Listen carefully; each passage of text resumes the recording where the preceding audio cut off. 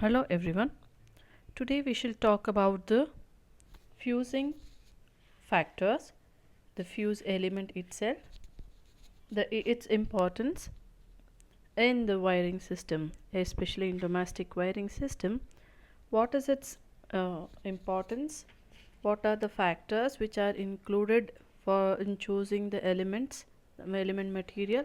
What are its advantages, disadvantages? The important definitions, the necessity for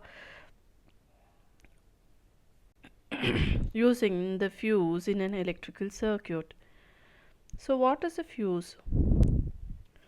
Fuse is a simplest and cheapest device used for interrupting an electrical circuit, generally under either in a short circuit condition or in the overloaded condition. So for avoiding current magnitudes, as such we can use the fuse even up to 66 kilovolts, and for low voltages up to 400 volts. So we see that it is based on, that is the uh, fuses work on the principle of heating effect. So the action of the fuse is generally based on the heating effect of the electric current. In normal operating conditions, when the current flows through the circuit, if it is in the phase safe limit, the heat is developed and the current carrying is readily dissipated in the surrounding medium or in the air. So it remains intact below its melting point. But when the when a fault occurs, such as short circuit or overload condition, when it exceeds the limiting value, then possibly the excessive heat, that is the current and heat which is generated, it gets heated. The fusible element also get heated, melts and breaks the circuit. Thus it is giving a protection to the machine or for any other installation because of the damage which it would have caused due to the excessive currents. So what is the function?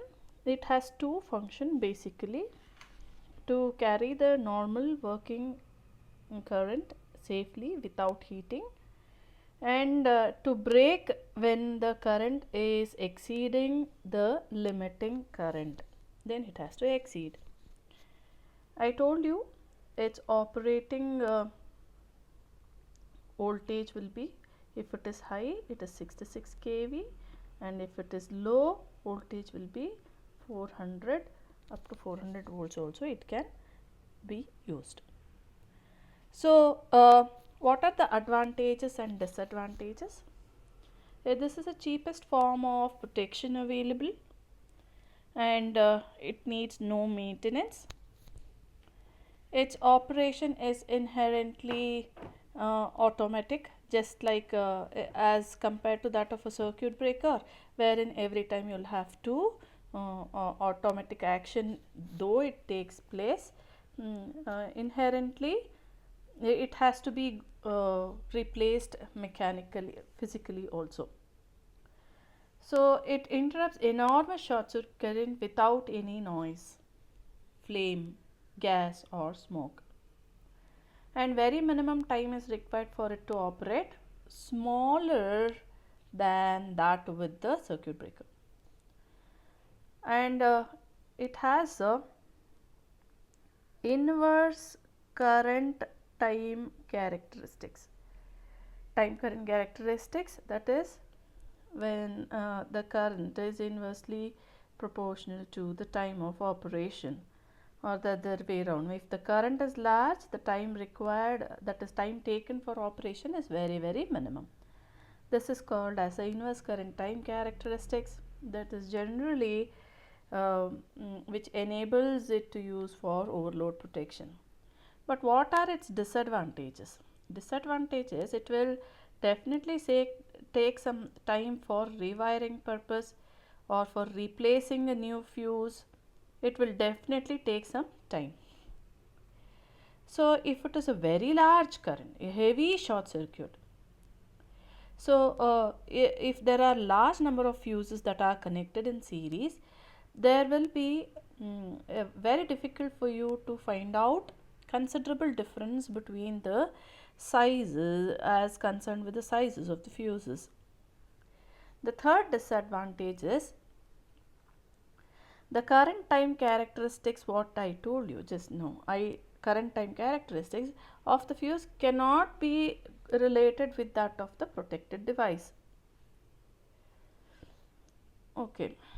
So nowadays, where do we find its applications? We can find its application in cables, in case of low voltage light and power circuits also, and in case of transformer less than if the rating is less than, if it does not exceed 200 kilovolt amps, then it can be used in the primary distribution system. If it is large amount of power, then circuit breakers could be used.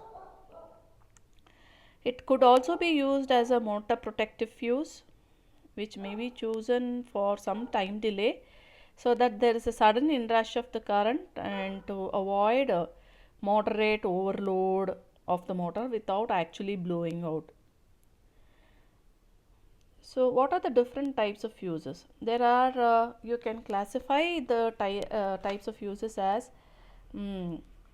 supply main fuse. That is, generally this fuse is provided by the supplier and it is placed near the service meter or in the fuse meter, fuse junction, fuse cutout. There the seal can be broken only by the authorized person, and in case the fuse is blown off, and to replace it. So the main fuse rating will be as per the load current of the consumer. Then the second one is consumer main fuse. This is another fuse of rating which is little lesser than that of the supply main fuse. So it is placed in the consumer's main switch. So the rating of this fuse is little lesser than compared to that of the supply main fuse. And in case the current exceeds than the normal current, then than that of the consumer fuse, then it can be replaced by the consumer itself. The third one is sub-circuit fuse. Here you know that the total wiring system itself is divided into sub-circuits, as we have explained in the previous sessions. So a separate fuse can be provided for each and every branch or sub-circuit. So this can also be called as the branch circuit fuse. And the next one is the point fuse. Every light plug point will be provided with individual fuses, that is called as point fuses. There are certain important definitions that we have to know in the fuse. One is, what is fuse? It is a current interrupting device. And the first point. The second point is fuse element or fuse wire, the very part which melts when excessive current flows, isolating the faulty device from the supply is called as a fuse element. Then what is fuse link? The element is the part which will be replaced when actually the fuse blows out is called as the fuse link. Fourth point, current rating. This current rating of the fuse is generally specified by a manufacturer. So it is defined as the RMS value of the current, where it can continuously carry without deterioration or because of the temperature. This is a permissible value. Then this is the current rating. Then fusing current. This is the minimum value of the current where at which the fuse will melt. This is called as the current at which it will melt is called as the fusing current. Approximately the fusing current can be defined as K into D to the power of 3 by 2, where K is the fusing constant, fuse constant, and D is the cross sectional area. So it depends whether it is a rectangular one and so on. The next comes fusing factor.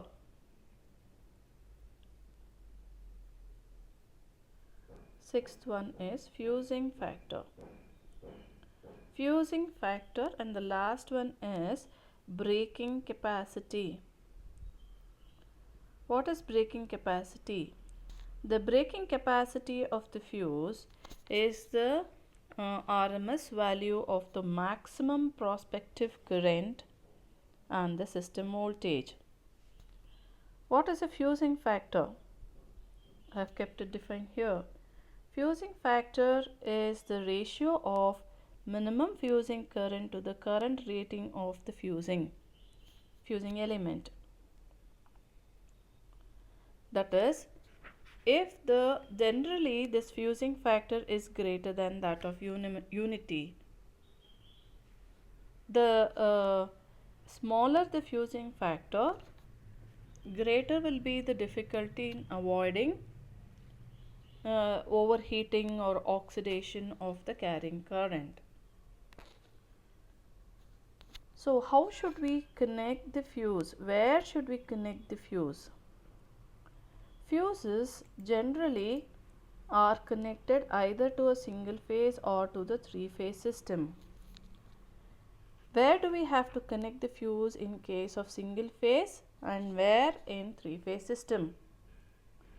Generally, fuses in a single phase system, there are two. In a single phase, it's two wire, phase and neutral. In case of three-phase system, there are three phases and one neutral, four-wire system. So the fuses are generally connected to the phase wire and not to the neutral wire in case of single phase system. In case of three-phase system, the fuse is connected to all the four wires, all the four, but in case of single phase system, it is connected only to the phase wire and not to the neutral wire. Why? I'll give you an example. Now you know that in a circuit, the phase is this.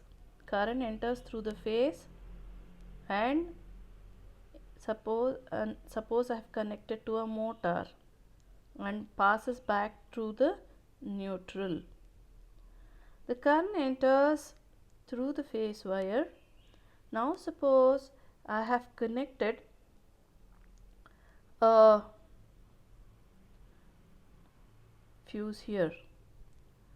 What if I have connected the fuse when in the motor is connected over here?